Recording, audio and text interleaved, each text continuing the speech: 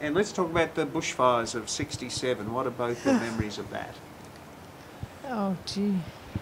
That was, Philip was at school, at the high school with Leith. Janine was at primary school. David was working at the zinc works. And it started on a particularly hot day, something similar to what was been today. And well, lunchtime it started to get worse and everything blackened, and people down below what we called the crossroads, they were people that lived there, and they were having trouble with the hills was alight just behind their house, and we were down there fighting fires most of the afternoon. And when it come to school time, I said to Merv, I said, I'm going down to get the kids. And they said, oh, why didn't you get through? I said, I have to, in case they're all right. And I got down, drove down to Chigwell, and they said, you can't go any further.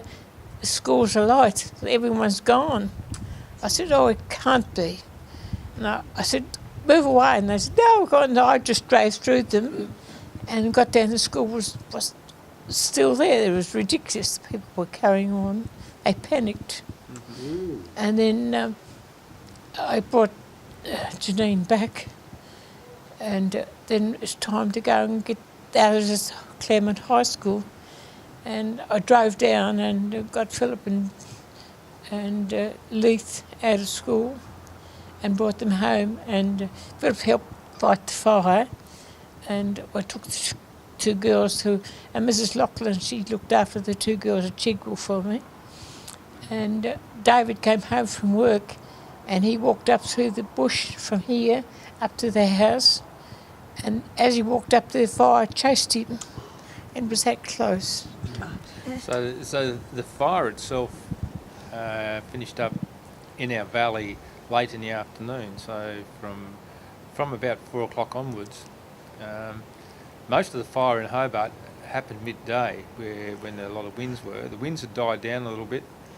I can remember the fire hitting the ridge here behind us, and it sounded like a freight train. It hit the top of the hill, and I was with Dad then. Mum had picked me up from school, and I went down and helped Dad put a sprayer and a water tanker on the back of the tractor. And I can remember my father shaking so much he couldn't do the screws up. So how old were you? I was my first year. I don't know if it's my first year high school or my third year high school. I think it was at your first.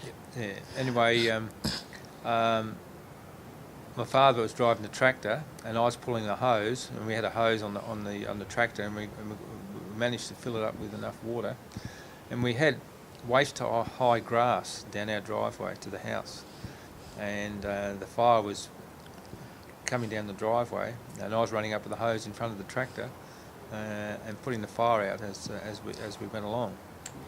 So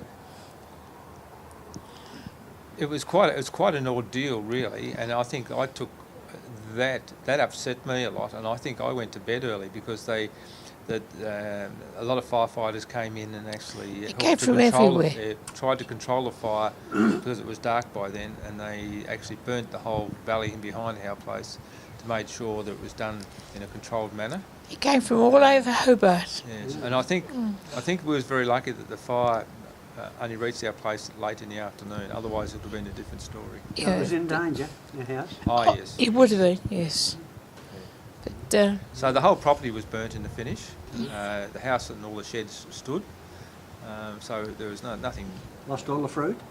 No, the orchard was okay. It was just the bushland in around the property was all burnt. Well, the men, they worked and fought till 1 or 2 o'clock in the morning. They were still fighting a fire, yes. Could I ask you, have you got any distinct memories about when the bridge went down? Oh, yes. We were over at my daughter's place over at Brisbanevale, and we used to go every Sunday night over there for tea. And this particular night I kept on saying to Merv, come on, let's go home, I want to go home. He said, what do you want to go home so early for? I said, no, I just want to go home. He said, well, all right, okay, let's go.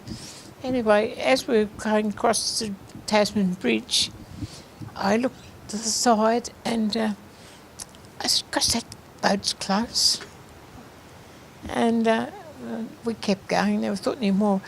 But when we got home, we turned the television on to see what news was on, and they said the boat hit the bridge, and evidently the time we got home it had just hit the bridge as we got off it. That's my memories of the bridge. A matter of minutes, or 10 minutes. We could have been, if I hadn't said I wanted to go, we could have been on the bridge. There's your Titanic story, Dad. There's the Titanic.